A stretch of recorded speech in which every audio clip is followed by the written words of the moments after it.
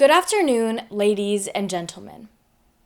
Today, I'd like to talk to you about the moment I realized I belonged and what community truly means. A few winters ago, I had just come home from school to find that my bedroom had some unexpected visitors. Dozens of crimson red ladybugs had taken refuge beneath my windowsill, inside the warm glow of my lamp, and along the corners of my ceiling. They huddled close together, clinging to the warmth that had drawn them from the freezing world outside. Usually, a ladybug is a welcome sight. They're symbols of luck, and they protect the roses in my garden by eating the aphids that constantly threaten them. But these ladybugs, dozens of them, were entirely unwelcome in the comfort of my room. As I vacuumed them up, enveloping the tube in a stocking so as to cushion their landing, I imagined the circumstances that had pushed them to seeking refuge in my home. That winter had been especially harsh. A blizzard brought a frigid and unforgiving cold that meant survival for these insects. In many ways, their story reminds me of my own. Several years earlier, my life had also been thrust into unfamiliar and frightening circumstances. It was during the pandemic, as the monster of COVID spread fast, threatening to crush the human population with an unprecedented strength. Then, in a shocking and terrible accident, I lost my older sister, who was only 2 years older than me and still in middle school. With that, everything changed.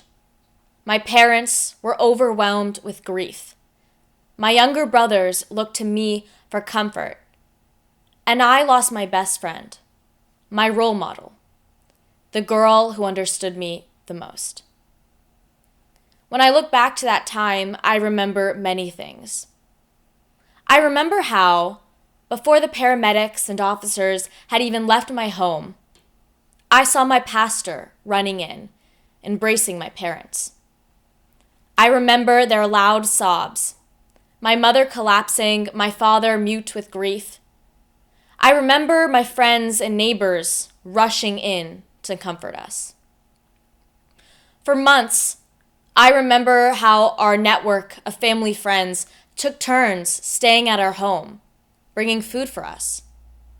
One of our closest friends in particular invited us to their home every single Friday night for at least 3 years. They gave my family the strength of togetherness. That's when I realized I belong to a community of human beings, a community that nourishes, a community that cares. Like those ladybugs, I too was able to find warmth. When I finished vacuuming them up, I carried the canister outside and gently released them a good distance from my home. For a moment, I felt this pang of guilt. Had I just sent these ladybugs back to their deaths? But as I watched them scatter, burrowing into bark, slipping beneath leaves, disappearing into the small shelters of the garden, I realized they would be okay. Ladybugs are resilient creatures.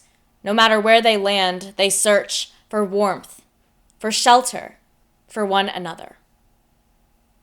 Like all teenagers, I used to hate the unsolicited advice and intrusive questions that seemed to flow endlessly from the mouths of my family and friends. It seemed like someone always had something to say. At the time, it felt suffocating, like dozens of extra parents.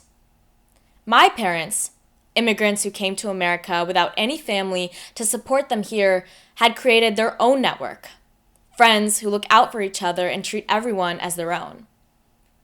Thus, the saying, "It takes a village to raise a child," felt far too literal in my life.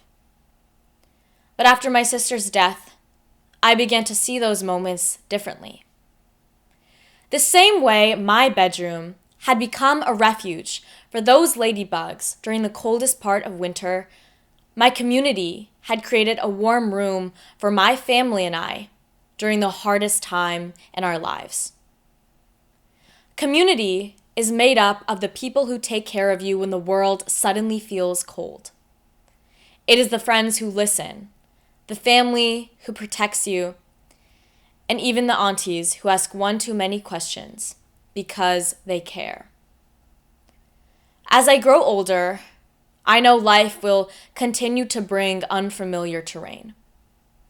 New places, new responsibilities, new challenges. There will be moments when the world suddenly feels cold again. But community can always be found. And more importantly, it can always be created. Thank you.